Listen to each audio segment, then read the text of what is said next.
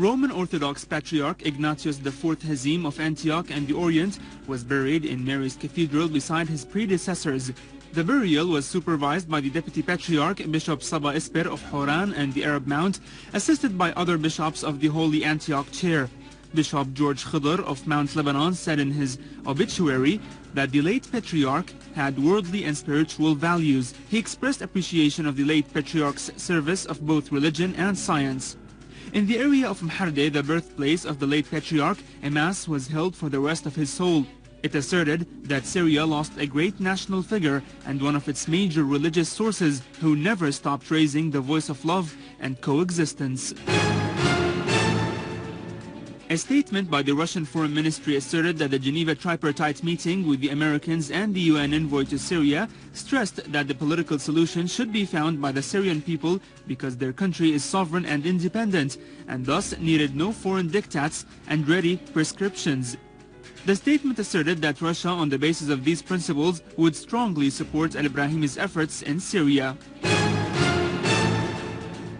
In his address to the World Conference of University Professors about the Islamic Awakening, Iranian President Mahmoud Ahmadinejad pointed out that the role of scholars and professors in social reform remained vital and unique. The Iranian Foreign Minister Ali Akbar Salehi reaffirmed Iran's attitude, calling for a political solution to the crisis in Syria through national dialogue among Syrians. He criticized the double standards of the West and stressed Iran's support for the Syrian people and rejection of terrorist crimes, which are targeting the Syrian people and government.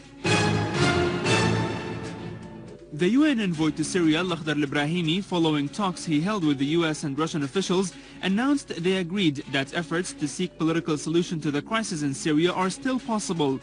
In a statement issued after the talks, Mr. al-Brahimi said the meeting was constructive and held in a spirit of cooperation.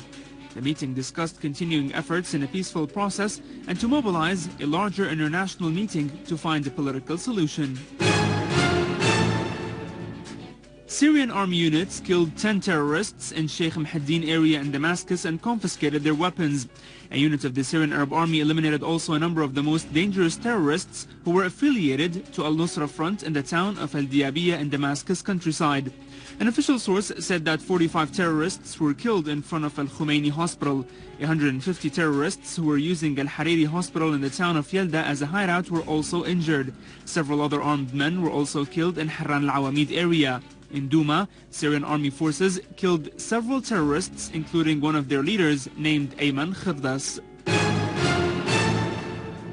An army unit carried out an operation near al-Jannudiyya town in Jisr al-Shughur in Idlib, eliminating all members of a terrorist armed group.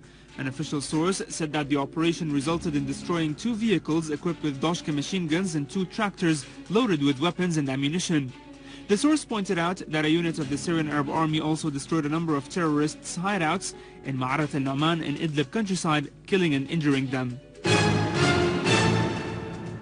In Deir el-Zor, Syrian army units clashed with terrorists affiliated to al-Nusra front in the neighborhoods of al-Jbele, al-Hamidiyya, al-Muwazzafin, and al-Hawaiqa, killing and injuring many of them. Among the terrorists killed were 2 Saudis. Meanwhile, a bomb exploded in a building where a number of terrorists were sheltered in al-Jbele neighborhood, inflicting heavy damages to their cars and motorbikes. Youth and civil figures in Shahba city in Sweden organized a walk from Al-Ba'ath Arab Socialist Party headquarters in the city to the tombs of the martyrs who were targeted by the armed terrorist groups while carrying out their national duty. Families of a number of martyrs participated in the event, which aimed at honoring the martyrs who sacrificed their lives for the sake of defending their country. Prime Minister al-Halqi laid the cornerstone of the 5th stage of the project of youth housing in al-Dimas area and Damascus suburbs. The cost of the project was estimated at 20 billion Syrian pounds. On the other hand, Dr. al-Halqi toured the project of youth housing in the suburb of al-Qudsiyya and reviewed the work mechanisms of the general establishment of housing. The committee established following the Tehran conference agreed to form central and subcommittees to carry out the tasks of launching comprehensive national dialogue, following it up and defining the parties in it from inside and outside Syria. The committee called for telecasting 2 TV programs daily, one dealing with the work of the dialogue committee and the other devoted to the Syrian opposition. The participants agreed to reach out for all political forces in order to establish the table of the dialogue on steadfast and approved basis. The Syrian Commission of Family Affairs held a training workshop of a program prepared with the national team for psychological and social support for deprived families. The workshop aims at rehabilitating them to work in all shelters with the disadvantaged people throughout the country.